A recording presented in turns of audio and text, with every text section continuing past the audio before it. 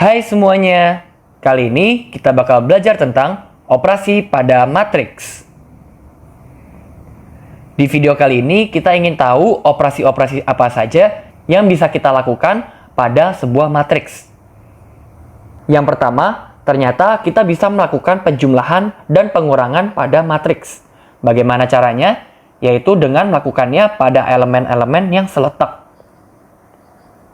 Bisa dilihat di sini. Contohnya kita punya dua matriks, yaitu yang pertama matriks ABCD dan yang kedua adalah matriks EFGH. Jika kita melakukan penjumlahan pada matriks ini, maka elemen-elemen seletak itu akan mengalami penjumlahan. Bisa dilihat di sini bahwa pada baris 1 kolom 1 adalah elemen baris 1 kolom 1 pada matriks ini dijumlah dengan elemen baris 1 kolom 1 pada matriks ini. Untuk elemen yang ini itu diperoleh dari B ditambah F, dan seterusnya. Bisa kita lihat, operasi ini itu dilakukan pada elemen-elemen yang seletak. Begitu juga untuk pengurangan. Matriks ini, elemen seletaknya akan dikurangkan dengan elemen seletak pada matriks ini, sehingga kita memiliki bentuknya seperti ini. Untuk melakukan penjumlahan dan pengurangan, kita harus memastikan bahwa kedua matriks itu memiliki ordo yang sama. Karena kalau ordonya tidak sama, kita tidak bisa melakukan penjumlahan maupun pengurangan. Yang kedua adalah perkalian skalar matriks, yaitu setiap elemen pada matriks akan dikalikan dengan sebuah bilangan skalar. Bisa kita lihat di sini bahwa jika kita memiliki sebuah matriks A dan matriks ini dikalikan dengan sebuah bilangan skalar K, bilangan skalar ini akan kita masukkan ke dalam matriks ini dengan cara setiap elemen pada matriks ini akan dikalikan dengan bilangan skalar tersebut. Maka kita akan memiliki bentuk seperti berikut, yaitu K dikali A, K dikali B, sampai K dikali D. Nah, sifat-sifat perkalian skalar itu seperti berikut teman-teman. Kalau kita punya K dikali A, maka sama saja kita melakukannya dari kanan, yaitu A dikali K. Jadi sifatnya komutatif. Yang kedua, jika kita memiliki dua bilangan skalar yang kita jumlah, kita punya K ditambah M, lalu bilangan itu dikali dengan matriks A-nya, maka kita memiliki sifat distributif, yaitu K dikali A ditambah M dikali A.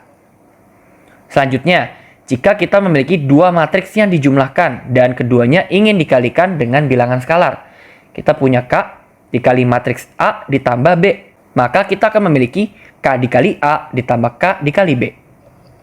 Yang terakhir, jika kita mengalihkan sebuah bilangan skalar dengan suatu matriks yang sudah dikalikan dengan suatu bilangan skalar. Bisa kita lihat sama saja dengan kita mengalihkan kedua bilangan skalarnya, baru kita kalikan ke matriksnya. Jadi sifatnya asosiatif. Yang terakhir, kita punya perkalian dua matriks. Operasi ini hanya bisa kita lakukan jika kolom matriks pertama sama dengan baris matriks kedua. Kita lihat di sini. Misalkan kita punya matriks A dan matriks B. Matriks A-nya itu ordo 3 kali 2 dengan elemennya seperti ini. Dan B itu ordonya 2 kali 1 dengan matriksnya seperti ini. Maka persamaannya itu harus seperti ini teman-teman. Bahwa kolom matriks pertama itu harus sama dengan baris matriks kedua. Kasus ini dua-duanya sama-sama 2 nih teman-teman. Maka kedua matriks ini bisa kita kalikan. Nah, hasilnya apa? Hasilnya itu adalah sebuah matriks dengan barisnya itu adalah dari matriks pertama dan kolomnya itu dari matriks kedua. Bisa kita lihat di sini, C-nya itu memiliki ordo 3 kali 1 yang merupakan hasil dari baris matriks A dan kolom dari matriks B. Nah, elemen-elemen yang dihasilkan dari perkalian kedua matriks ini adalah seperti berikut teman-teman, yaitu AG ditambah BH, CG ditambah DH, dan EG ditambah FH. Bisa kita lihat bahwa ordo matriks ini adalah 3 kali 1, yang sama dengan ordo matriks C-nya. Nah, kita akan punya bentuk umumnya seperti ini teman-teman.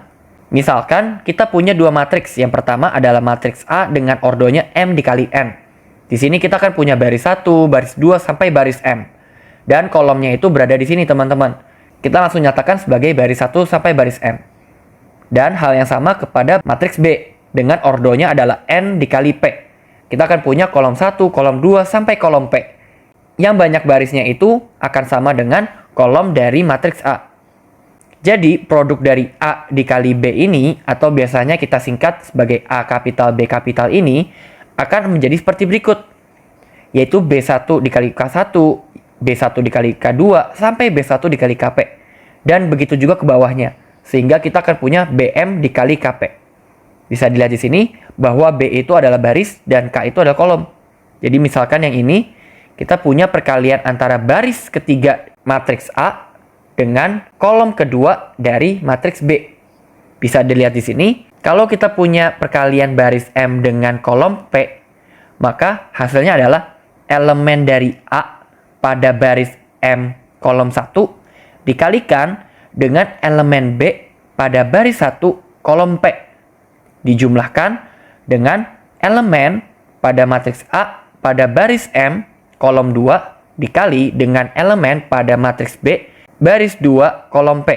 Jadi bisa dilihat di sini ya teman-teman ya. Kalau di sininya M dan P, maka elemennya juga yang kita cari adalah baris M pada matriks pertama dan kolom P pada matriks kedua. Yang pertama hanya di sini teman-teman. 1, lalu di sini 2, 3, sampai kita punya seperti berikut. Sekarang kita lihat contohnya. Misalkan kita punya 3 matriks seperti berikut. Kita diminta untuk mencari hasil dari A dikali 2B ditambah C. Di sini kita bisa mencari terlebih dahulu matriks 2B yang adalah perkalian skalar. Sehingga kita memiliki 2 dikali 8 minus 4, 5, 2. Yang hasilnya adalah 16 minus 8, 10, dan 4. Selanjutnya, seperti operasi pada umumnya, kita akan mengerjakan perkalian dulu, baru mengerjakan penjumlahan. Sehingga kita punya A dikali 2B itu adalah minus 3, 2, 4, minus 1 dikali 16, minus 8, 10, 4. Bisa kita lihat bahwa hasilnya itu yaitu minus 3 dikali 16 dijumlah 2 dikali 10. Elemen baris 1 kolom 2-nya itu berasal dari perkalian baris 1 matriks pertama dengan kolom 2 matriks kedua.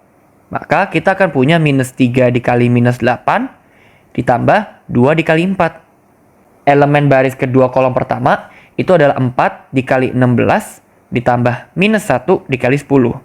Dan yang terakhir kita akan punya 4 dikali minus 8 ditambah minus 1 dikali 4. Maka kita akan memperoleh hasilnya adalah minus 2832, 54, minus 36. Selanjutnya, A dikali 2B ini akan kita jumlahkan dengan C. Maka kita akan punya minus 2832, 54 minus 36, ditambah 7, minus 2, 6, 1. Maka hasilnya adalah minus 28 ditambah 7 yang adalah minus 21, 32 ditambah minus 2 yang adalah 30, dan seterusnya. Kita akan punya 60 dan minus 35. Oke, sampai di sini dulu ya pembahasan kali ini. Sampai jumpa di video pembahasan selanjutnya.